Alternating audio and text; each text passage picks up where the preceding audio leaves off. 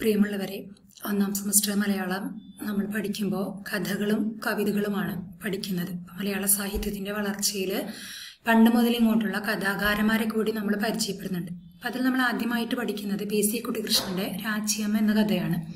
അപ്പോൾ രാച്ചിയമ്മ ഒത്തിരി ബൃഹത്തായ ഒരു നീണ്ട കഥയാണ്. അത് നമ്മളോട് പറയുന്നത് ഒരു പ്രണയഭംഗത്തിന്റെ കഥയാണ്. കഥ ഞാൻ ഒത്തിരി വായിക്കുന്നില്ല. കഥയുടെ ഒരു ചെറിയ ഉള്ളടക്കം നിങ്ങൾക്ക് മുമ്പിൽ ഞാൻ പങ്കുവെക്കുകയാണ്. രാച്ചിയമ്മ എന്ന് പറയുമ്പോൾ തന്നെ ഒരു എന്താ പറയാ, ഒരുക്ക വനിതയെ പോലെയാണ്, അല്ലെങ്കിൽ കറുത്ത് തടിച്ച ഇത്തിരി ബലിഷ്ഠമായ കൈകളുള്ള ഒരു വ്യക്തിത്വമായിട്ടാണ് രാച്ചിയമ്മയെ കഥാകാരൻ ഈ ഒരു കഥയിൽ ചിത്രീകരിക്കുന്നത്. നമുക്കറിയാം, ഒരു 3 ദേശങ്ങളുടെ 3 സംസ്കാരത്തിന്റെ ഫലമാണ് രാച്ചിയമ്മ എന്ന് പറയുന്നുണ്ട്. കർണാടകം, തമിഴ്നാട്, കേരളം. അപ്പോൾ സ്ത്രീയുടെ ഒരു സാർവലൗകികത ഈ ഒരു 3 പ്രവിശ്യകളുടെ കൂട്ടായ്മ എന്നതിൽ നിന്ന് തന്നെ നമുക്ക് മനസ്സിലാക്കാനായിട്ട് സാധിക്കും. കഥ വളരെ എളുപ്പത്തിൽ നമുക്കിതിനൊരു പ്രണയകഥയായോ പ്രണയഭംഗ കഥയായോ അല്ലെങ്കിൽ ഒരു ഇത്തിരി തൻ്റെടിയായ ഒരു സ്ത്രീയുടെ കഥയായോ ഒക്കെ ചിത്രീകരിക്കാനായിട്ട് സാധിക്കും. കഥ തുടങ്ങുമ്പോൾ രാച്ചിയമ്മയെ ഓർക്കുകയാണ്. ഒരു കഥാനായകന്റെ പേര് പോലും ഇവിടെ വെളിപ്പെടുത്തുന്നില്ല. അപ്പോൾ കഥാനായകൻ വർഷങ്ങൾക്ക് ശേഷം താൻ മുമ്പ് ജോലി ചെയ്തിരുന്ന സ്ഥലത്തേക്ക് മറ്റൊരു സ്ത്രീ കഥാപാത്രമായി എത്തുകയാണ്. അപ്പോൾ കഥ തുടങ്ങുമ്പോൾ എന്താ പറയുക, രാച്ചിയമ്മയ്ക്കുണ്ടായ രൂപമാറ്റങ്ങളൊന്നും തന്നെ അംഗീകരിക്കാനായിട്ട് കഥാനായകന് സാധിക്കുന്നില്ല. അപ്പോൾ അവളുടെ മുടികളിൽ വെള്ളിവര വീണെന്ന്, അല്ലെങ്കിൽ അവൾക്ക് പ്രായമായെന്നോ ഒന്നും, അല്ലെങ്കിൽ ഇത്ര നാളും രാച്ചിയമ്മയെ കുറിച്ച് താൻ എന്തുകൊണ്ടാണ് ചിന്തിക്കാത്തതെന്ന് കഥാനായകൻ വളരെ വിഷമത്തോടു കൂടി ഓർക്കുന്നുണ്ട്. അപ്പോൾ രാച്ചിയമ്മയെ എങ്ങനെയാണ് താൻ പരിചയപ്പെടുന്നത്? ആ നാട്ടിലെ അത്യാവശ്യം തൻ്റെ ഇടമുള്ള ഒരു നായികയാണ് രാച്ചിയമ്മ. അവളെ പേടിച്ചാരും വഴി നടക്കുന്നില്ല എന്നാണ് കഥാകൃത്ത് നമ്മെ ഓർമ്മപ്പെടുത്തുന്നത്. അപ്പോൾ പലിശയ്ക്ക് പണം കൊടുക്കുന്ന വ്യക്തിയോട് അവൻ്റെ കോളർ പിടിച്ചല്ലെങ്കിൽ നല്ല വഴക്കുണ്ടാക്കി അത് തിരിച്ചു മേടിക്കാൻ കെൽപ്പുള്ളവളാണ് രാച്ചിയമ്മ. പക്ഷെ അതോടൊപ്പം തന്നെ അവൾക്കൊരു അലിയുന്ന മനസ്സുണ്ട്. അവളുടെ സ്ത്രീത്വത്തിന്റെ ഒരു ഭാഗം തന്നെയാണ് ആ ഒരു മനസ്സ്. അത് കണ്ടില്ലെന്ന് വെക്കാനായിട്ട് കഥാകാരന് ഒരിക്കലും സാധിക്കുന്നില്ല. അങ്ങനെയിരിക്കെയാണ് പാല് വേണോ എന്ന് ചോദിച്ച് കഥാനായകന്റെ അടുത്ത് രാച്ചിയമ്മ എത്തുന്നത്. അപ്പോൾ പാല് വേണമെന്ന് പറയുകയും ആ ഒരു സൗഹൃദം പിന്നീട് ഇദ്ദേഹത്തിന് കൂട്ടായി ഒരു ചെറുക്കൻ മാത്രമേ ഉണ്ടായിരുന്നുള്ളൂ. കുറച്ചു നാളുകൾക്ക് ശേഷം ഇദ്ദേഹത്തിന് ഒരു പനി വരികയും അത് ഒരു ചിക്കൻ പോക്സ് ആണെന്ന് മനസ്സിലാക്കുകയും സഹായത്തിന് ആരുമില്ലാതാവുകയും ചെയ്യുന്നു. അപ്പോഴാണ് രാച്ചിയമ്മ കാണാതെ അന്വേഷിച്ച് ഇദ്ദേഹത്തിന്റെ അടുക്കിലേക്ക് എത്തുന്നത്. പക്ഷെ മറ്റാരും മടിക്കുന്ന ഒരു സന്ദർഭത്തിൽ ഇദ്ദേഹത്തെ ശുശ്രൂഷിക്കാനായി രാച്ചിയമ്മ തുനിയുന്നു. അങ്ങനെ വളരുന്ന ഒരു ബന്ധമാണ് രാച്ചിയമ്മയും കഥാനായകനും തമ്മിൽ. ആ ഒരു ബന്ധം നൈർമല്യമുള്ള ബന്ധമാണ്. അതൊരിക്കലും ഒരു എന്താ പറയുക, ശാരീരികമായ ഒരു പ്രണയാഭിലാഷങ്ങളിലേക്ക് ആ ബന്ധം നയിക്കാനായി രാച്ചിയമ്മ തുനിയുന്നില്ല. അങ്ങനെ ഒരു സന്ദർഭം കിട്ടിയപ്പോൾ പോലും രാച്ചിയമ്മ പറയുന്നത്, ഞാൻ കാവിൽ പോയി മഞ്ഞക്കുരു തൊട്ട് സത്യം ചെയ്തിരിക്കുന്നു അമ്മയോട്, താനൊരിക്കലും നശിച്ചു പോകുകയില്ല എന്ന്. അതുകൊണ്ട് തന്നെ കഥാനായകൻ ഒരിക്കലും രാച്ചിയമ്മയെ അത്തരത്തിൽ പിന്നീട് കാണുന്നില്ല. പിന്നീട് ഈ ഒരു ബന്ധം ഇവർ വിട്ടുപോകുന്നു. കഥാനായകൻ വേറൊരു സ്ഥലത്തേക്ക് പോകുന്നു. അതിനുശേഷമാണ് പിന്നീട്, ഇതൊരു ഫ്ലാഷ് ബാക്കാണ്, ഓർമ്മയാണ്, തിരിച്ചു വരുമ്പോഴും രാച്ചിയമ്മ വരുന്നു. രാച്ചിയമ്മയ്ക്ക് ഇങ്ങനെ ഒരു പ്രായമായെന്നൊന്നും ചിന്തിക്കാൻ അങ്ങനെ ഒരു ചിന്ത ഇദ്ദേഹത്തിന്റെ മനസ്സിലേക്ക് കടന്ന് വരുന്നില്ല. പക്ഷെ രാച്ചിയമ്മ കല്യാണം കഴിച്ചിട്ടില്ല.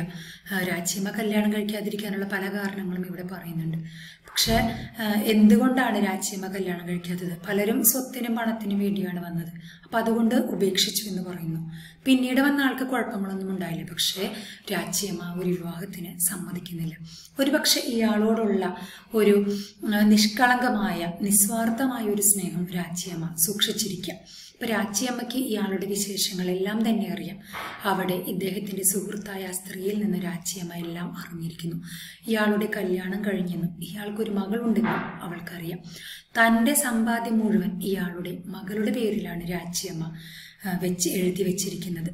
അപ്പോൾ ഒരൊറ്റത്തവണ മാത്രം രാച്ചിയമ്മ ഇയാൾ തിരിച്ചു വരവിന് ശേഷം രാച്ചിയമ്മയും ഇയാളും തമ്മിൽ കാണുന്നു.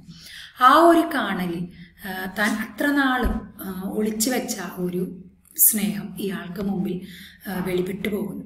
ആ ഒരു നിമിഷത്തിൽ മാത്രം ഇപ്പോൾ മഞ്ഞൾക്കുരു ഞാൻ തൊട്ടിട്ടില്ലല്ലോ, അത് മായ്ച്ചു കളഞ്ഞു എന്ന് പറയുമ്പോൾ തന്നെ ആ ഒരു പ്രണയത്തിൻ്റെ മൂർത്തിമത് ഭാവത്തിലേക്ക്, അല്ലെങ്കിൽ പ്രണയം മനസ്സുകൊണ്ട് മാത്രമല്ല ശരീരം കൊണ്ടുമാവാമെന്ന് രാച്ചിയമ്മ ചിന്തിക്കുന്നു.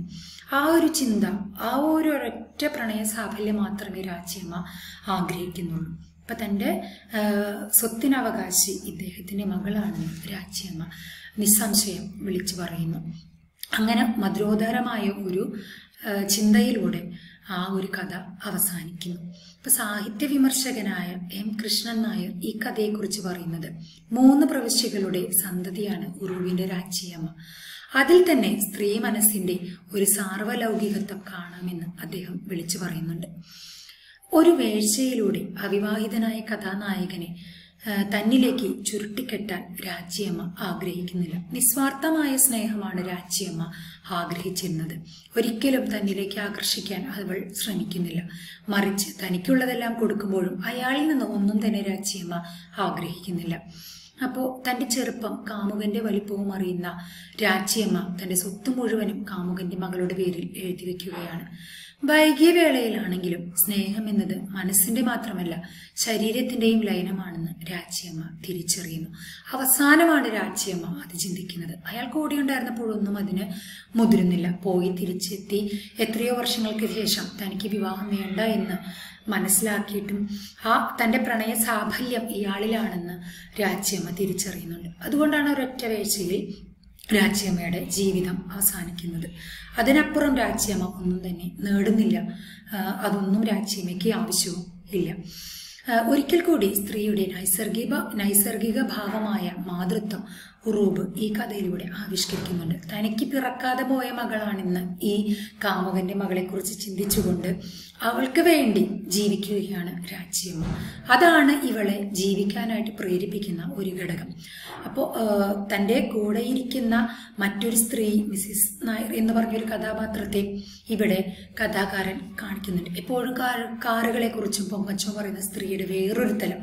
അതിൽ നിന്നും തികച്ചും വ്യത്യസ്തമാണ് രാച്ചിയമ്മ എന്ന് പറഞ്ഞൊരു കഥാപാത്രം. അവൾ തനി നാടനാണ്. അവളുടെ സ്നേഹവും തനി നാടനാണ്. അവൾ സ്നേഹിക്കുന്നത് ആരെയും സ്വന്തമാക്കാനോ സ്വാർത്ഥമായി ചിന്തിക്കാനോ അല്ല. അവളുടെ ജീവിത പൂർത്തീകരണത്തിന്, അവൾക്ക് നിലനിൽപ്പിന്, നമുക്കറിയാം പ്രണയമില്ലാതെ അല്ലെങ്കിൽ എന്തിനോടെങ്കിലും ഒരു ഇഷ്ടമില്ലാതെ നമുക്ക് ജീവിക്കാനായിട്ട് സാധിക്കില്ല. അപ്പൊ അവൾ സ്വന്തം തന്നിലേക്ക് ഒതുങ്ങിക്കൂടി തൻ്റെ ആ ഒരു ഇഷ്ടം അയാളെ ഒരിക്കലും അറിയിക്കുന്നില്ല.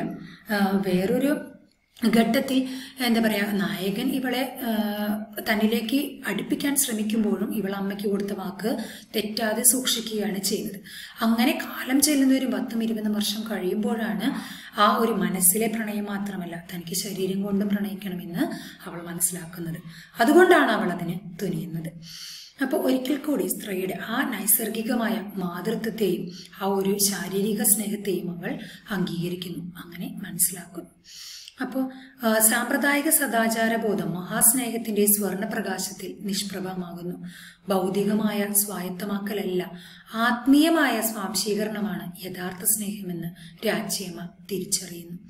അപ്പോൾ നമുക്കറിയാം, കേവലമായൊരു പ്രണയമല്ല, കേവലം ഒരു ഭോഗമല്ല, ഒരു ഭോഗിക്കലല്ല രാച്ചിയമ്മയുടെ പ്രണയം. കാലങ്ങൾക്ക് ശേഷം കാണുന്ന പ്രണയിതാവിനെ തൻ്റെ ആത്മാവ് കൊടുത്ത് സ്നേഹിക്കുന്ന ഒരു രാച്ചിയമ്മയാണ് നമുക്കിവിടെ കാണാനായി സാധിക്കുന്നത്. അപ്പൊ ഇത്രയാണ് രാച്ചിയമ്മ. അവൾ ഉറച്ച മനസ്സിലുള്ളതാണ്, എല്ലാത്തിനും തൻ്റെടിയാണ്. എന്നിട്ടും ആ സ്നേഹത്തിന്റെ മുമ്പിൽ അവൾ തോറ്റുപോവുകയാണ്. അവൾക്കുള്ളിൽ നിസ്വാർത്ഥമായ ഒരു മനസ്സുണ്ട്, സ്നേഹിക്കുന്ന ഒരു മനസ്സുണ്ട്. കഥാകാരന്റെ പേര് പോലും ഇവിടെ കഥാകൃത്ത് സൂചിപ്പിക്കുന്നില്ല. അയാൾ ചെയ്യുന്നത് ചതിയാണെന്ന് പോലും വായനക്കാർക്ക് തോന്നാം. കാരണം അവളെക്കുറിച്ച് ചിന്തിക്കുന്നില്ല.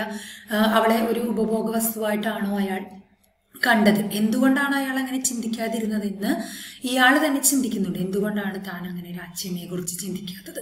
വീണ്ടും തിരിച്ചിങ്ങോട്ട് വരുമ്പോഴാണ് രാച്ചിയമ്മ എന്നുള്ളൊരു വ്യക്തിയെ അദ്ദേഹം ചിന്തിക്കുന്നത്. പക്ഷെ അവൾ അങ്ങനെയായിരുന്നില്ല. അവൾ ഇയാളെ കുറിച്ച് എല്ലാം അറിയുന്നു, ചോദിക്കുന്നു, അയാളുടെ മകൾക്ക് വേണ്ടി ഇവൾ സമ്പാദിക്കുന്നു. അതാണ് ഇവർ തമ്മിലുള്ള സ്നേഹത്തിന്റെ വ്യത്യാസം. അപ്പൊ അവളുടെ സ്നേഹം പരിഭാവനമായ സ്നേഹമാണ്. അവളൊരു വെറുപ്പോ വിദ്വേഷമോ ഒന്നും തന്നെ കാണിക്കുന്നില്ല. അയാളുടെ സ്വഭാവം എന്തെന്ന് ഇവൾക്ക് അറിയാം. അതുകൊണ്ടാണ് തന്റെ സമ്പാദ്യം മുഴുവൻ ഇയാൾ മകൾക്ക് എഴുതി കൊടുക്കുന്നത്, ഇയാളുടെ പേരിലല്ല എഴുതി വെക്കുന്നത്. അപ്പൊ അത്രയും ഒരു മാതൃത്വത്തിന്റെ സ്ത്രീത്വത്തിന്റെ ഒരു ഉദാത്ത മാതൃകയായിട്ടാണ് ഉറൂബിന്റെ രാച്ചിയമ്മ നമുക്ക് മുമ്പിൽ അവതരിപ്പിക്കുന്നത്.